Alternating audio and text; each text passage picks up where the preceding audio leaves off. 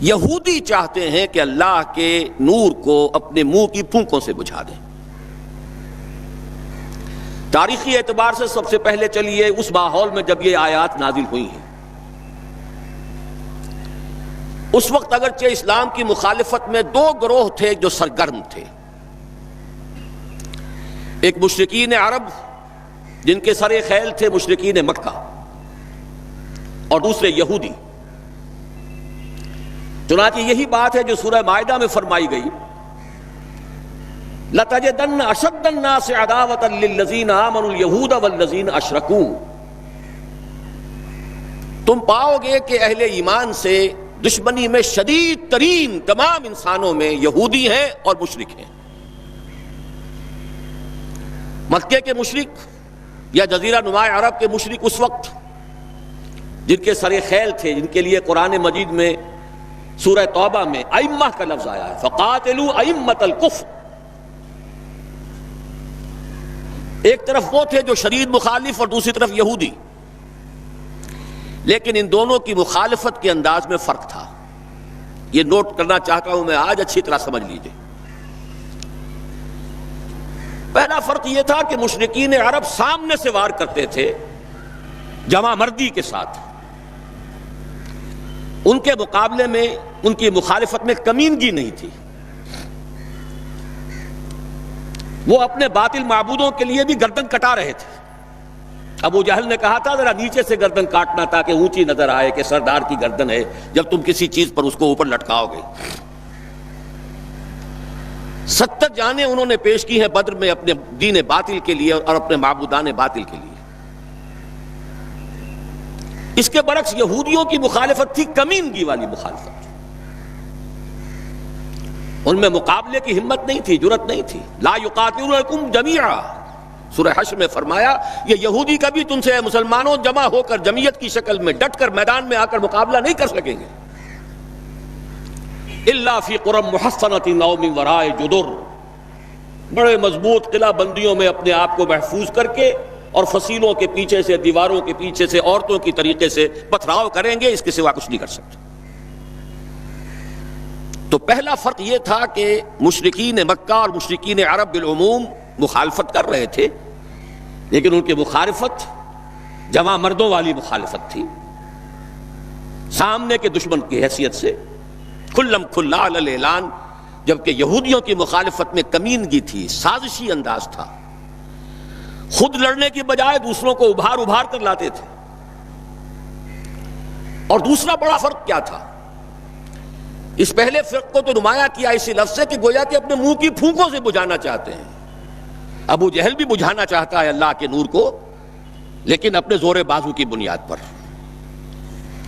اور یہ لوگ کردار کے اعتبار سے اتنے گر چکے ہیں کہ زور بازو کی بنیاد پر نہیں، منہ کی پھونکوں سے بجھانا چاہتے ہیں۔ بہترین تعبیر کی ہے اس کی مولانا ظفر علی خان نے کہ نور خدا ہے کفر کی حرکت پہ خندہ زن، پھونکوں سے یہ چراغ بجھایا نہ جائے گا۔ دوسرا فرق یہ تھا کہ اگرچہ مشرکین میں بھی ایسے لوگ تھے جو پہچان چکے تھے کہ محمد اللہ کے رسول ہیں، سچے ہیں، صادق ہیں، لیکن وہ استثنائی معاملات تھے، وہ غافل تھے۔ قرآن مجید میں بار بار ان کے کفر کے لیے ایک توجیہ پیش کی گئی ہے کہ ان کے پاس کوئی رسول آیا ہی نہیں، ان کے لیے رسالت اور نبوت بڑی ایک عجیب سی شے تھی، وہ چیزیں ان کے ذہن سے بالکل خارج ہو چکی تھی۔ لیکن یہود کا معاملہ اس کے برعکس تھا، وہ 100% پہچانتے تھے محمد رسول اللہ کو صلی اللہ علیہ وسلم، بالخصوص ان کے علماء، یعرفونہ کما یعرفون ابناءہم، پہچانتے ہیں اسے جیسے کہ اپنے بیٹوں کو پہچانتے ہیں، علی وجہ البصیرۃ، وہ کسی مغالطے میں نہیں تھے، پوری ڈٹائی کے ساتھ پہچانتے ہوئے۔ آپ کو تو معلوم ہے کہ حضور صلی اللہ علیہ وسلم کی جو نشانیاں ہیں ان کا تو معاملہ بہت آگے کی بات ہے۔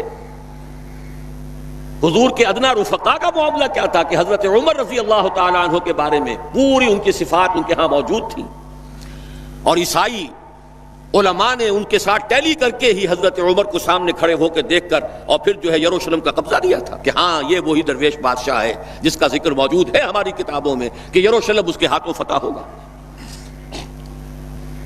تو یہ دو فرق ذہن میں رکھیے، یریدون لیطفئوا نور اللہ بافواہہم واللہ متم نورہ۔ دوسری بات جو سوچنے کی ہے اس آیت میں کہ نور اللہ سے مراد کیا ہے؟ اللہ کا نور ایک اعتبار سے ذہن منتقل ہوتا ہے قرآن حکیم کی طرف۔ نور اصل میں قرآن مجید میں ہدایت کے لیے بھی آتا ہے، تورات کے لیے آیا فیہا ہدی و نور، انجیل کے لیے آیا فیہ ہدی و نور، روشنی ہی سے انسان راستہ دیکھ سکتا ہے۔ الہدا قرآن حکیم، ہدایت کاملہ، اس کے لیے خاص طور پر لفظ آیا ہے۔ سورہ تغابن میں فرمایا فآمنوا باللہ ورسولہ والنور الذی انزلنا واللہ بما تعملون خبیر۔ ایک مفہوم تو یہ ممکن ہے قرآن مجید کے اس اصول کے تحت کہ القرآن یفسر بعضہ بعضا، ویسے یہ کہ اس کا عام مفہوم اسلام، ہدایت، جس معنی میں چاہے لے لے، لیکن میرا ذہن زیادہ جس چیز کو قبول کر رہا ہے وہ ایک ایسے شخص کی تعبیر ہے جو اگرچہ کوئی معروف عالم دین نہیں تھا، میں نہ عارف نہ مجدد نہ محدث نہ فقیہ، اقبال اپنے بارے میں صاف کہہ رہا ہے، میں نہ عارف نہ مجدد نہ محدث نہ فقیہ، لیکن واقعہ یہ ہے اور آپ کے علم میں ہوگا، میرا موقف یہ ہے اس دور میں قرآن مجید کا نور بصیرت اللہ تعالیٰ نے بڑے وافر پیمانے پر انہیں عطا کیا تھا۔ انہوں نے تعبیر کیا ہے اس نور کو نور توحید سے، چنانچہ یہ اتمام کا لفظ اس کے ساتھ واللہ متم نورہ، جواب شکوہ کے شعر میں کہ وقت فرصت ہے کہاں کام ابھی باقی ہے، نور توحید کا اتمام ابھی باقی ہے۔ واللہ متم نورہ ویابی اللہ الا ان یتم نورہ، یہ بھی نوٹ کر لیجئے، عربی زبان میں شدید تاکید کرنی ہو تو اس میں فاعل کی شکل میں لایا جاتا ہے، واللہ یتم نورہ بھی ہو سکتا تھا، نہیں واللہ متم نورہ، کر کے رہے گا۔ اور پھر اس کو منفی اسلوب میں بھی بیان کر دیا تاکہ کوئی شک و شبہ نہ رہے، مثبت بھی آ گیا واللہ متم نورہ، اور منفی ویابی اللہ الا ان یتم نورہ، اللہ کو ہرگز منظور نہیں ہے مگر یہ کہ وہ اپنے نور کا اتمام فرمائے۔ وقت فرصت ہے کہاں کام ابھی باقی ہے، نور توحید کا اتمام ابھی باقی ہے۔ میں چونکہ یہاں اسی تعبیر کو اختیار کر رہا ہوں، اس کے اعتبار سے ایک سوال پیدا ہوتا ہے، کیا نور توحید کسی بھی اعتبار سے نامکمل تھا، ناقص تھا، جس کے اتمام اور تکمیل کی ضرورت تھی؟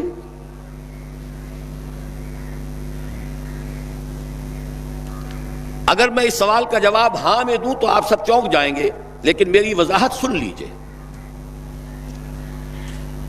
جہاں تک عقیدے کا نور ہے، عقیدے کی توحید ہے، اور انفرادی سطح پر اپنے عمل کی توحید ہے، توحید کے دو حصے سمجھ لیجئے۔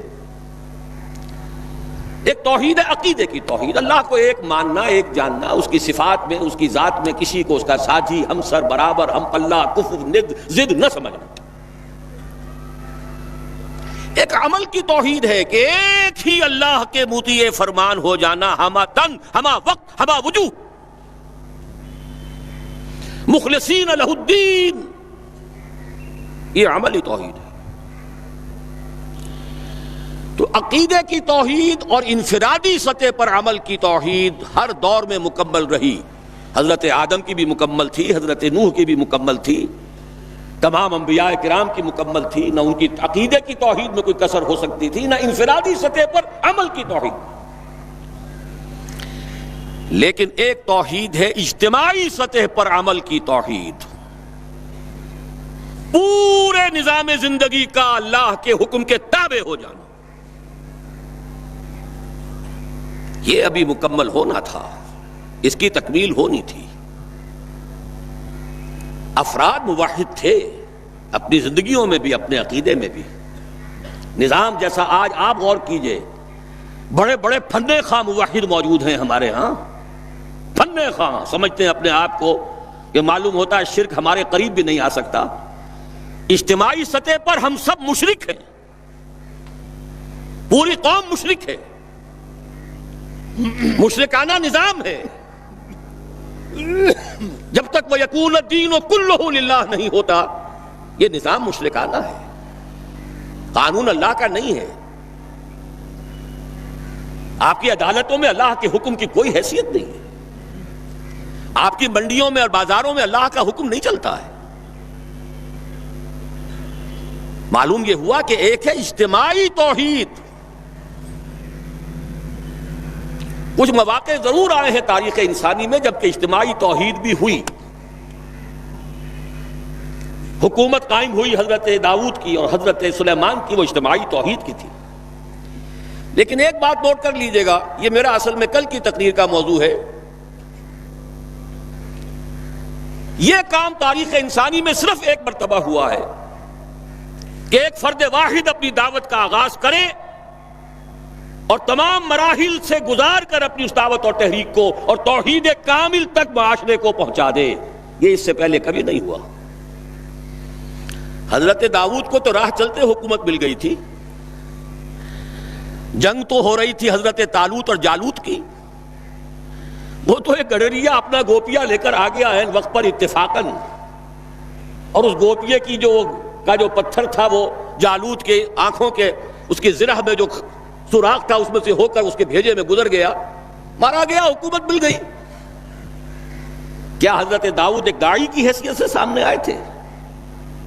کیا انہوں نے اپنی کوئی جماعت بنائی تھی؟ کیا ان مراحل سے گزرے تھے؟ قطعاً نہیں. صرف ایک مرتبہ ہوا ہے تاریخ انسانی میں، اور وہ محمد الرسول اللہ صلی اللہ علیہ وسلم. فرد واحد سے بات شروع کر کے یہ جو آتا ہے خطبات جمعہ میں آپ سنتے وحد اللہ، توحید باب تفصیل سے، اور اپنی توحید کو خالص کرو اور خالص کرو اور خالص کرو اور خالص کرو، شرک سے اسے ہر اعتبار سے پاک کر دو. یہ تو پوری زندگی کا لائف لانگ ایفرٹ ہے. آخری امتحان توحید کا جو لیا ہے ابراہیم کے رب نے. دیکھیں اس بوڑھے کے دل میں کہیں اپنے بیٹے کی، اکلوتے بیٹے کی محبت تو ہم سے زیادہ نہیں ہو گئی. کیسے کیسے امتحانات سے گزر چکا وہ بوڑھا، کیسے کیسے امتحانات. لیکن آخری امتحان دعائیں مانگ مانگ کر بیٹا لیا تھا. فلما بلغ معه السعی، اور جب اب ذرا ہاتھ بٹانے کے قابل ہوا، کہیں اس کی محبت ہماری محبت سے زائد تو نہیں ہو گئی. انی ارا فی المنام انی اذبحک فانظر ماذا تری. اسی لیے جو آتا ہے قرآن مجید میں بار بار حضرت ابراہیم کے لیے آخری سند کے الفاظ آتے ہیں وما کان من المشرکین، شرک کے ہر شائبے سے پاک.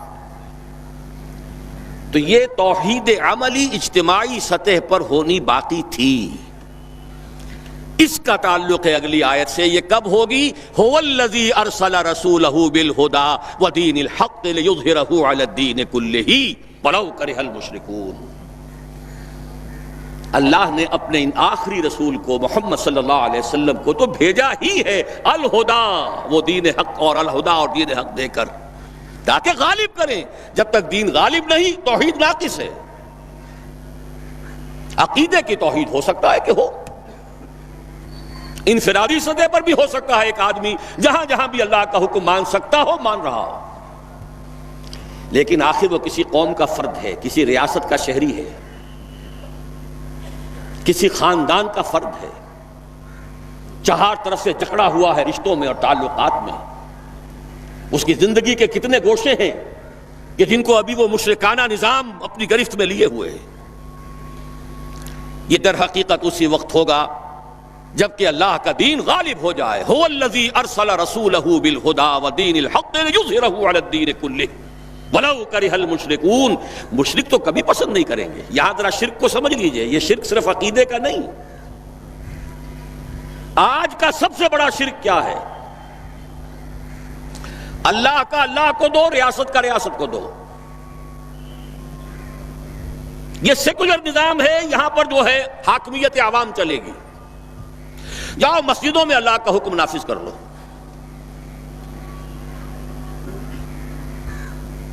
یہ سب سے بڑا شرک، کبھی گوارا نہیں کریں گے. وہ توحید ہو جائے، اللہ ہی کا حکم چلے، سب پر یکساں جاری ہو جائے، سب یکساں اللہ کے حکم کے تابع ہو جائیں.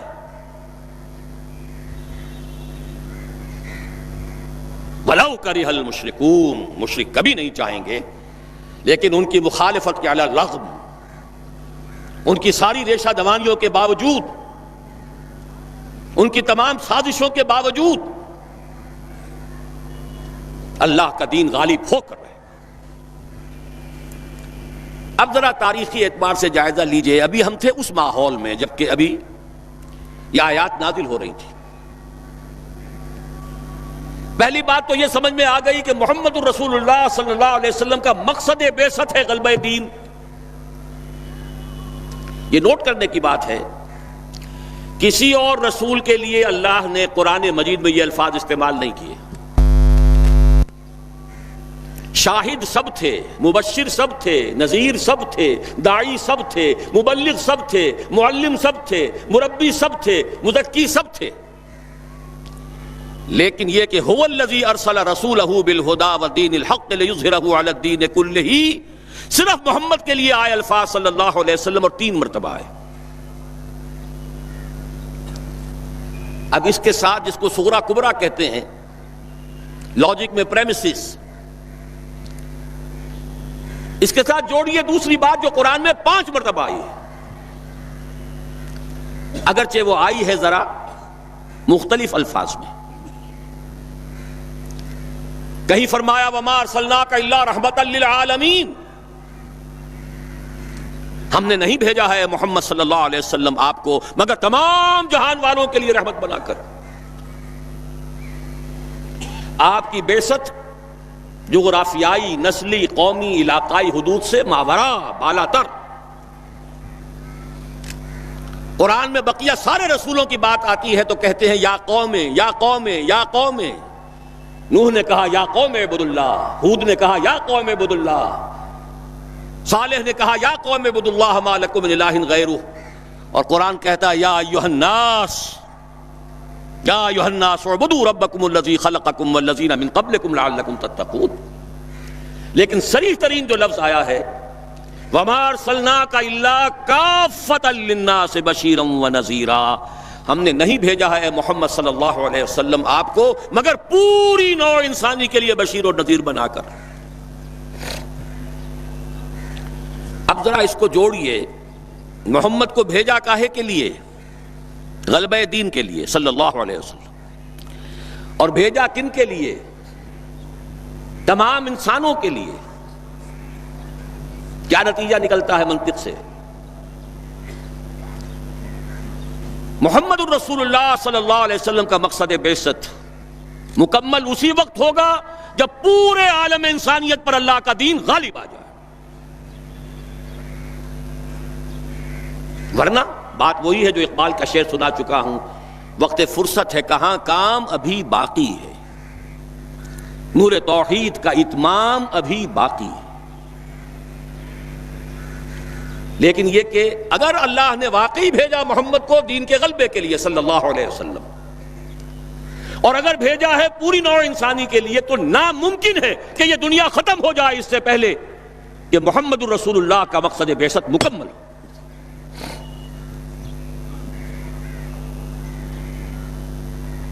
یہی بات ہے کہ جس کی خبر پیشن گوئی کے طور پر قرآن میں تو نصوص ہیں، لیکن ان سے نتیجہ نکالنا پڑے گا. منطق، حضور کو بھیجا پوری نوع انسانی کے لیے اور بھیجا غلبہ دین کے لیے، تو مقصد بعثت کی تکمیل اسی وقت ہوگی جبکہ کل عالم انسانی پر اللہ کا دین غالب آ جائے. اسی کے ساتھ اب ذرا یاد کیجئے سورہ نور کی آیت، جس کو اللہ کے فضل و کرم سے ہم نے کافی عام کیا ہے. ایک ہی بات ہے لیکن ذرا مختلف اسلوب میں آ رہی ہے. وعد اللہ الذین آمنوا منکم وعملوا الصالحات لیستخلفنہم فی الارض. وعد اللہ الذین آمنوا منکم، یہاں منکم پر ذرا زور دیجئے. کن سے خطاب ہو رہا ہے؟ مسلمانوں سے. لیکن ان مسلمانوں کے لیے دو کوالیفیکیشنز، دو پری کنڈیشنز. اے مسلمانوں، اللہ کا وعدہ ہے تم میں سے ان سے جو ایمان اور عمل صالح کا حق ادا کر دے، انکنڈیشنل نہیں ہے. وعد اللہ الذین آمنوا منکم وعملوا الصالحات، ایمان اور عمل صالح کا حق ادا کر دو تو اللہ کا وعدہ ہے. اور وعدہ کتنا مؤکد ہے، نون مشدد کے ساتھ تینوں دفعہ، اور ایک ہی بات کو تین اسلوبوں میں. لَيَسْتَخْلِفَنَّهُمْ فِي الْأَرْضِ، لامن خلافت عطا فرمائے گا انہیں زمین میں. كَمَا اسْتَخْلَفَ الَّذِينَ مِن قَبْلِهِمْ، جیسے کہ خلافت عطا کی تھی ان کو جو ان سے پہلے تھے. جب مسلمانوں کو خلافت اور حکومت عطا ہو جائے گی تو اس کا منطقی نتیجہ ہوگا کہ دین غالب ہو جائے گا. لیکن اس کو بھی کھول کر بیان کر دیا، وَلَا يُمَكِّنَنَّ لَهُمْ دِينَهُمُ الَّذِي ارْتَضَىٰ لَهُمْ، اور لازماً متمکن کر دے گا، غالب کر دے گا ان کے اس دین کو جو اللہ نے ان کے لیے پسند فرما لیا ہے. الْيَوْمَ أَكْمَلْتُ لَكُمْ دِينَكُمْ وَأَتْمَمْتُ عَلَيْكُمْ نِعْمَتِي وَرَضِيتُ لَكُمُ الْإِسْلَامَ دِينًا. اچھا، جب مسلمانوں ہی کی حکومت ہو جائے گی، دین کا غلبہ ہو جائے گا، تو ظاہر بات ہے مسلمانوں کے لیے بندشیں اور خوف تو ختم ہو گئے. اس کو بھی واضح الفاظ میں وَلَا يُبَدِّلَنَّهُم مِّن بَعْدِ خَوْفِهِمْ أَمْنًا، ان کی خوف کی حالت کو امن اور سکون سے بدل دے گا، کوئی خوف نہیں ہوگا. اب یہاں فرمایا یعبدوننی لا یشرکون بی شیئا، تب جا کر وہ ان کی عبادت اس درجے میں مکمل ہوگی کہ اس میں شرک کی کوئی آلائش باقی نہیں رہے گی. جب تک نظام پورا اللہ کے دین کے تابع نہیں، شرک موجود ہے. عقیدے کا شرک ختم ہو چکا، انفرادی سطح پر موحد بن چکے. لیکن یہ تو تین کام جب ہوں گے کہ اللہ کا دین غالب ہو جائے، اللہ کی حکومت اور مسلمانوں کی خلافت قائم ہو جائے، تب کہیں جا کر وہ بات ہوگی لا یشرکون بی شیئا، پھر شرک کا ہر شائبہ ختم. وَيَكُونَ الدِّينُ كُلُّهُ لِلَّهِ، دین کل کا کل اللہ کے لیے ہو جائے گا.